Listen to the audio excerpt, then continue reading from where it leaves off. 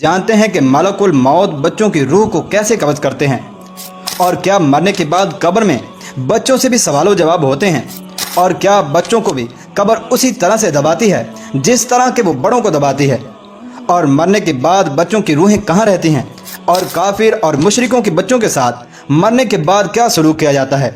प्यारे दोस्तों, आज की इस मुनफरिद वीडियो के अंदर इन तमाम तर सवालात के जवाबात कुरान और हदीस की रोशनी में हम आपके साथ शेयर करेंगे। लिहाजा आपसे हमारी गुजारिश है कि आप हमारी इस वीडियो का एंड तक मुलाहिजा फरमाइए। प्यारे दोस्तों, अल्लाह तबारक व तआला कुरान मजीद में इरशाद फरमाता है, और आई मौत और नज़ा की सख्ती हक बात के साथ, और यही वो काम था जिससे तू भागा करता था। प्यारे दोस्तों, रिवायत के अंदर आता है कि जब हजूर अकरम सल्लल्लाहु तआला अलैहि वसल्लम की मौत का वक्त करीब आया और आप पर नज़ा की सख्ती तारी हुई तो हजूर अकरम सल्लल्लाहु तआला अलैहि वसल्लम के सामने पानी का एक प्याला रखा हुआ था, जिसके अंदर हजूर अकरम सल्लल्लाहु तआला अलैहि वसल्लम बार बार अपना हाथ डबोते और फिर अपने उस तर हाथ को अपने चेहरे पर मल लेते और फरमाते कि बेशक मौत के लिए सख्तियाँ हैं, और अल्लाह तबारक व तआला के सामने दुआ करते कि ऐ अल्लाह तबारक व तआला मुझ पर नज़ा की सख्तियों को आसान फरमा दे। प्यारे दोस्तों, हजूर अकरम सल्लल्लाहु तआला अलैहि वसल्लम से बढ़कर और कोई हस्ती मासूम अनिल खता नहीं। फिर जब हजूर अकरम सल्लल्लाहु तआला अलैहि वसल्लम नज़ा की सख्तियों से महफूज ना रहे तो बच्चे भला नज़ा की सख्तियों से कैसे महफूज रह सकते हैं। प्यारे दोस्तों, इसके बारे में बाज़ उलमा का ये कौल है कि मौत की सख्तियाँ आम हैं, चाहे वो बच्चे हों चाहे वो बूढ़े और जवान हों। जो भी शख्स मौत के वक्त के करीब होता है तो उस पर मौत की सख्ती ज़रूर तारी होती है। नाज़रीन मोहतरम, इंसान के इंतकाल के बाद दूसरा मरहला कब्र का आता है कि जब कोई बंदा कब्र के अंदर दाखिल होता है तो कब्र उसको दबाती है। काफिर को इस तरह से दबाती है कि उसकी दाएं बाएं पसलियां एक दूसरे के अंदर पैबस्त हो जाती हैं, और मोमिन को इस तरह से मिलती है कि जिस तरह से एक माँ अपने बिछड़े हुए बच्चे को मिलती है। नाज़रीन मोहतरम, अगर बात की जाए क्या बच्चे कब्र के दबाने से महफूज रहते हैं तो इसका जवाब यह है कि नहीं। जैसा कि हजरत अबू अय्यूब अंसारी रजी अल्लाह तआला अन्हु से रिवायत है कि एक दिन एक बच्चे को दफन किया गया तो रसूलुल्लाह सल्लल्लाहु तआला अलैहि वसल्लम ने इरशाद फरमाया कि अगर कोई कब्र के दबाने से महफूज रहता तो मुझे इस बात का यकीन था कि ये बच्चा ज़रूर कब्र के दबाने से महफूज रहता, मगर ये बच्चा भी कब्र के दबाने से महफूज नहीं रहा। इस रिवायत को इमाम तबरानी ने रिवायत किया है। नाज़रीन मोहतरम, इस रिवायत से पता चलता है कि कब्र चाहे छोटा हो या बड़ा हो उसको ज़रूर दबाती है। नाज़रीन मोहतरम, मरने वाले इंसान पर तीसरी आजमाइश मुनकिर नकीर के सवालात के जवाबात देना होते हैं। तो क्या बच्चों से भी कब्र के अंदर सवालों जवाब होते हैं? तो इसके बारे में उलमाए किराम के मुख्तलिफ आरा हैं। बाद लोगों का ये ख्याल है कि कब्र के अंदर बच्चे का भी इम्तिहान लिया जाता है और वो भी कब्र के फितनों के अंदर मुब्तला होता है और उसको कब्र के अंदर अजाब भी दिया जाता है। जैसा कि हजरत अबू हुरैरा रजी अल्लाह तआला अन्हु से रिवायत है कि हजूर अकरम सल्लल्लाहु तआला अलैहि वसल्लम ने एक बच्चे का जनाजा अदा फरमाया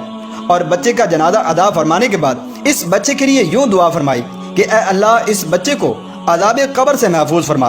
प्यारे दोस्तों, बाद उलमाए किराम इस रिवायत से ये इस्तिदलाल करते हैं कि बच्चों को भी कब्र के अंदर अजाब दिया जाता है। और एक सहाबिया बयान करती हैं कि मैं हजरत आयशा रजी अल्लाह तआला अन्हा के पास हाजिर थी कि हजरत आयशा रजी अल्लाह तआला अन्हा के पास से एक जनाजा गुजरा, जिसे देखकर हजरत आयशा रजी अल्लाह तआला अन्हा रोने लग गईं। तो मैंने अर्ज किया, ऐ उम्मुल मोमिनीन रजी अल्लाह तआला अन्हा, आपको किस चीज़ ने रुलाया है? तो हजरत आयशा सदीका रजी अल्लाह तआला अन्हा ने इरशाद फरमाया कि जब मैंने इस बच्चे के जनाजे को देखा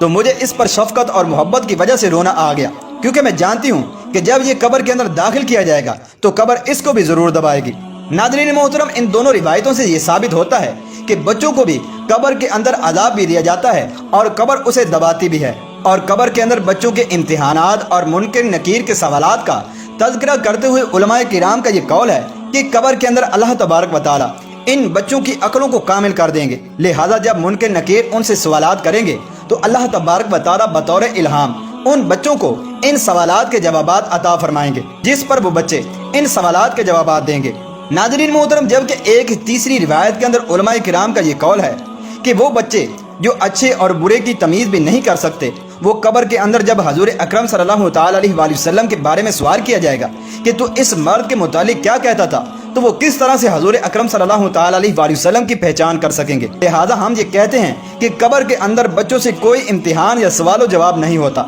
बल्कि बच्चे फितरत इस्लाम पर पैदा होते हैं और फितरत इस्लाम पर ही मरते हैं। اور جب بچے شریعت کے مکلف ہی نہیں تو ان پر احکام شریعت جاری کرتے ہوئے سوالات کے جوابات کس طرح سے ہوں گے؟ ناظرین محترم، یہ قول امام شافعی رحمۃ اللہ تعالی علیہ، بعض مالکیہ اور بعض حنابلہ کا ہے۔ ناظرین محترم، مرنے والے کو جو چوتھا مرحلہ پیش آتا ہے وہ یہ ہے کہ مرنے کے بعد انسان کہاں پر رہتا ہے۔ تو اس کے بارے میں واضح موقف تو یہی ہے کہ مرنے کے بعد مسلمانوں کی ارواح جنت کے اندر رہتی ہیں، جبکہ کافروں کی روحیں جہنم کے اندر رہتی ہیں۔ لیکن بچے کہاں پر رہتے ہیں؟ تو اس کے بارے میں حضور اکرم صلی اللہ تعالی علیہ وآلہ وسلم سے روایت ہے کہ نبی بھی جنت میں ہیں اور شہید بھی جنت میں ہیں، اور پیدا ہونے والا بچہ جو چھوٹی عمر کے اندر فوت ہو جائے تو وہ 7ویں آسمان پر حضرت ابراہیم خلیل اللہ علیہ السلام اور ان کی بیوی سارہ رضی اللہ تعالی عنہ کی کفالت کے اندر رہتا ہے، اور وہاں پر جنت کے اندر ایک پہاڑ میں ایک خوبصورت باغ ہے جس کے اندر انتہائی خوبصورت کلیاں کھلی ہوئی ہیں، اور اس کے اندر 2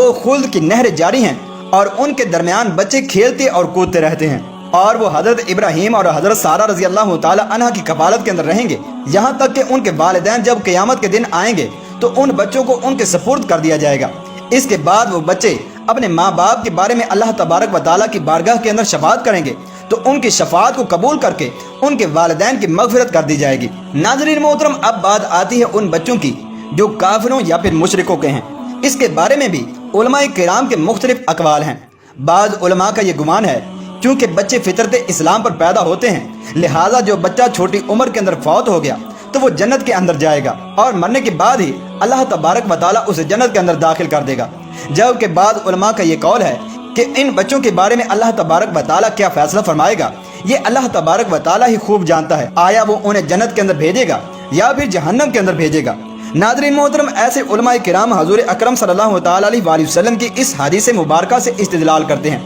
کہ ایک مرتبہ حضور اکرم صلی اللہ تعالی علیہ وآلہ وسلم سے کافروں اور مشرکوں کے ان بچوں کے بارے میں سوال کیا گیا جو کہ چھوٹی عمر کے اندر ہی بالغ ہونے سے پہلے فوت ہو جاتے ہیں۔ تو حضور اکرم صلی اللہ تعالی علیہ وآلہ وسلم نے ارشاد فرمایا کہ اللہ تبارک و تعالیٰ خوب جانتا ہے کہ وہ کیا اعمال کرنے والے تھے، لہذا مرنے کے بعد اللہ تبارک و تعالیٰ ان کے ساتھ اسی طرح سے معاملہ فرمائے گا۔ تاہم اگر کسی بچے کے ماں اور باپ دونوں کافر ہوں تو دنیاوی زندگی کے اندر اس بچے کے فوت ہونے پر اس کے ساتھ کافروں ہی جیسا سلوک کیا جائے گا، نہ اسے غسل دیا جائے گا اور نہ ہی اسے کفن پہنایا جائے گا اور نہ ہی اس کی نماز جنازہ ادا کی جائے گی۔ اور اگر وہ بچہ ایسا ہے کہ اس کے ماں باپ میں سے کوئی ایک مسلمان ہے تو اس بچے کو اس مسلمان کے تابع کر کے اس کو غسل بھی دیا جائے گا اور کفن بھی پہنایا جائے گا اور اس کی نماز جنازہ بھی ادا